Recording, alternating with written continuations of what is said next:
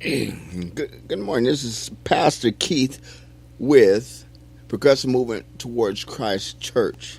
And my sermon today is going to be on pedophilia or pedophiles. This is a hard topic for me to discuss, but it is around us, all around us. And I just want to let you guys know that you can reach us at Google Plus, Apple Podcast, iHeartRadio, Spreaker.com, and SoundCloud.com. So you can listen to us on our various podcast sites, and we welcome you today. And we just want to let you know that this is God's Word, and today is going to be a tough topic on pedophiles. And we have to understand that there's pedophiles all around us, and pedophilia is a disease, and it generally means that an adult has a sexual immorality with a child under 18 years old. And pedophilia is strong in all around the world. Excuse me. So let's get into this. Now I live in a small community with about 28,000 homes, and you know what the police department does is they send us emails and mail that lets us know that a pedophile has moved into our community. We have various websites that you can go to and put in your zip code and find out where the pedophiles are in your neighborhood. So you need to find out, especially if you have kids, you need to find out where these people are so you can protect your kids against them. There's certain rules that they have to live by, that they can't live close to schools, parks, etc., etc. But we know that they break these rules just like any other. They're criminals. They're just like any other criminal. They're going to break the rules. They're going to not contact their probation officers. They're not going to contact their local police office when they move. They're not going to let anybody know where they're at, because they don't want to know. They don't want nobody to know where they live and where they are. So you have to watch out for pedophiles, because your kids are in danger at all times, even on the school ground, even leaving school, they are in danger. Now we're going to discuss pedophilia with the Bible, and of course we know that pedophilia, it's not in the Bible. The word's not in the Bible, but it is even mentioned because it was happening way back then as it is happening today. And I'm going to go to Luke 17:2, and it reads, "It would be better for him if a millstone were hung around his neck and he were cast into the sea, than that he should cause one of these little ones to sin." One of these little ones to sin. That is pedophilia right there. Even in the Bible in the early days, this happened, and the prophets prophesied and talked about that these things were happening even then, and that's why we had the flood, and that's why God killed everyone on earth, because these things like this were happening at that time, and they're still happening today, and it's out of control. We don't know how to stop it. There's laws against it, and it seems like, as you know, they don't get long enough terms to get released back into society, and they do it again and again, and there's no stopping them. So we want, in the Bible, in Luke 17:2, it'd be better if he had a millstone around his neck, a heavy stone, and were cast into the sea, than that he would cause one of these little ones to sin. The man causes the child to sin when he sexually immoralizes him or her, and that's one thing that happens all the time. Now, I want to read another verse, 1 Corinthians 6:18, and it reads, "Flee from sexual immorality. Every other sin a person commits is outside the body, but the sexual immorality person sins against his own body." Now, the man or woman is sinning against their own body as well as sinning against a child's body. Because you're supposed to protect this house, keep this house clean, and by doing pedophilia, and being a pedophile, you are sinning against your body as well as sinning against the child's body. This is very important to know. If we are to keep our body cleansed and clean, we should stay away from and flee from all sin. And pedophilia is a big sin in the eyes of God. Like I said, a sin is a sin is a sin. But, some sins are closer to home than others, and this one seems relatively close to home, because even if a pedophile gets in prison and he is put in the main line, then even sometimes something happens to this pedophile, like he gets beat up or whatever, and that happens all the time in the prison. I worked in prison for a while, and it happened in there, and they were kept in another area, away from the main line, the people that committed other crimes. But these pedophiles and snitches and all that were kept in a special place away from the main line, because of course they were in danger of losing their lives or getting beat up every day because of pedophilia. But even criminals don't like pedophiles. It's like this. I'm a robber, okay? And I go into a house and I break in, and there's the family's home, and I tap the mother, father, and the kids, and I'm just there to loot the house. Now, I'm not a pedophile, so it doesn't enter my mind, I've got these kids tied up, I might as well do something to them. No, that doesn't enter their mind. They're only there for the money. So a pedophile is a different frame of mind. It's a disease. We don't know what causes it. We don't know what makes people go towards pedophilia. We don't know what makes people do this, but it's one of those things that lives in them, and they do it, and they do it over and over again. It's like it's a disease. You can do it once, but you want to do it again, because that's what's in your mind. Children are in your mind, and they've been therapists and all this that wrote books about pedophilia and pedophiles and how their mind works. But we don't know really how their mind works, so that's why we have to adjust and keep our kids safe and away from these people. And we as adults have.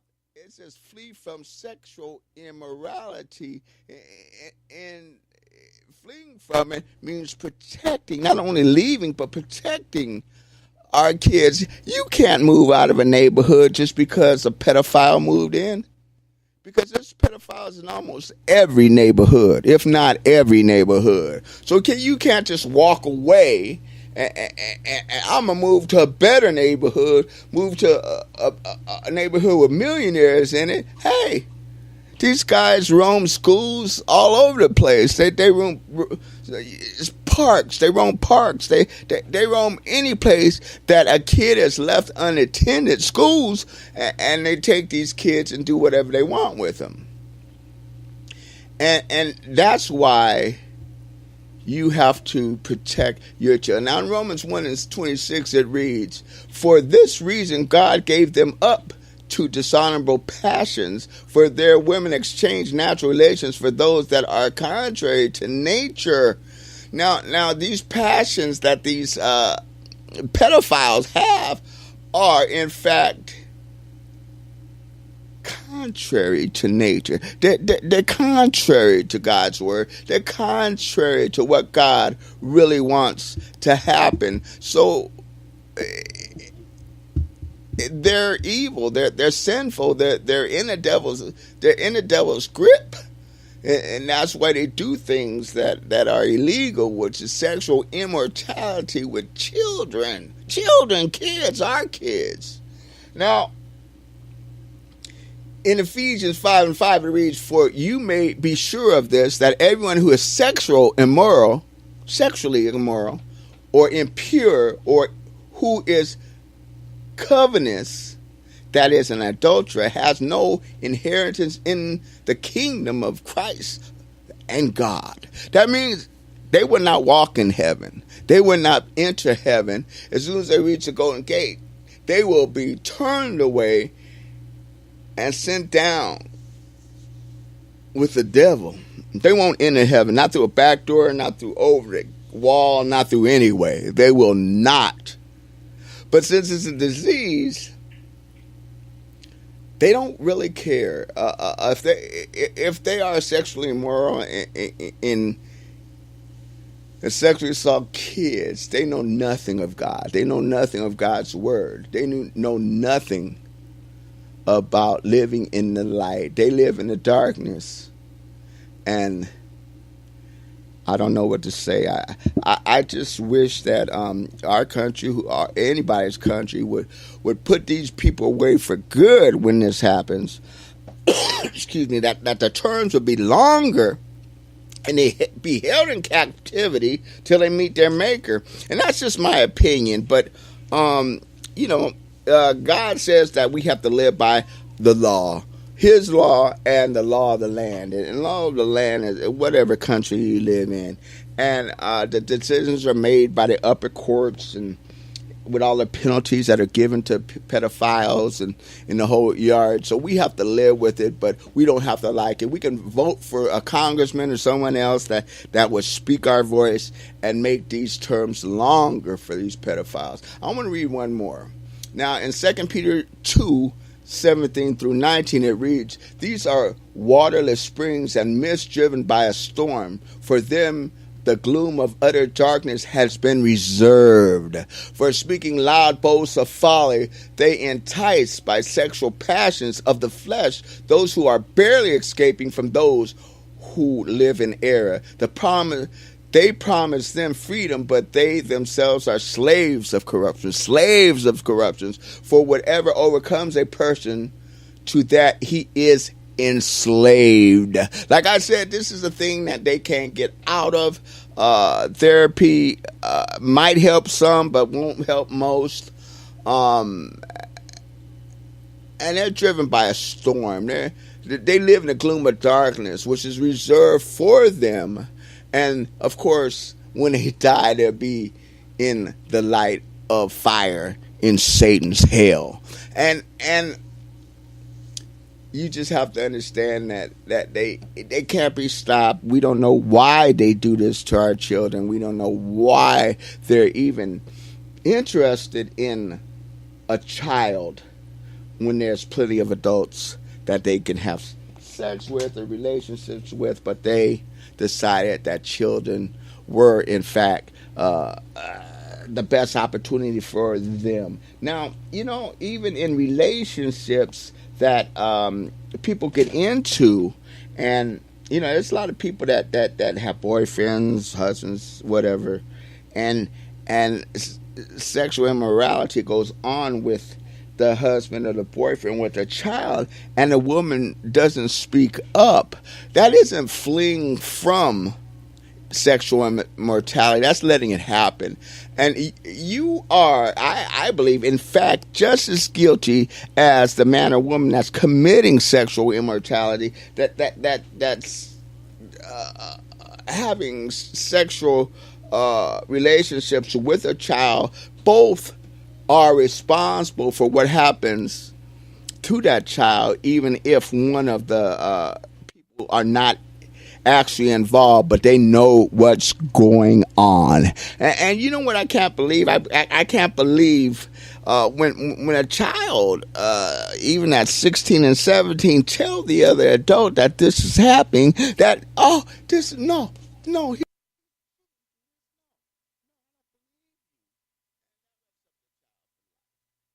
That psychologically damages the brain and the emotions of that child for life, because one of the parents don't believe. If a child tells you that somebody sexually assaulted that lives in that house, then investigate it. Find out what's going on. Nanny cams are very popular right now. Spy cams are very popular right now. Make use of them. Don't go directly to the police, but find out what's going on. And you can have a nanny cam in a child's bedroom and be 100 miles away, 1,000 miles away, and still through the internet, you can still see what's happening in your house. Now, you have to understand that this has to be done for the safety of your kids. Once you think something's wrong, then the police should be contacted and should respond to this. And of course, records are kept. You should keep records of what happens. And even verbally, even if nothing happens and it's verbal, then you should still contact the local authorities and stop this from happening. I can talk about this subject for hours. Pedophilia is wide and it's all over the place. But I'm going to stop here because, like I said, I can talk about this subject for hours. But I just want to let you know, if you know something's going on in your neighborhood, in your neighbor's house, in one of your relatives' house, don't be afraid to share it with the local authorities if you know for a fact that it is happening. And you need direct proof from the child, of course, but make sure that if you make this threat to this person, that is happening. And this is Pastor Keith, and like I said, I can talk about this all day, and it's not a happy subject, but I just want you to understand that everything has to be talked about, and everything's in the Bible, and pedophilia is in the Bible, and I just read some verses, and there's many more in regard to pedophilia that's in the Bible without using the word pedophilia. So, like I said, you can reach us on Google+, Apple Podcasts, Spreaker.com, iHeartRadio, SoundCloud.com, and wait and listen for our next podcast. And may God be the glory, and glory be to God. And thank you for listening.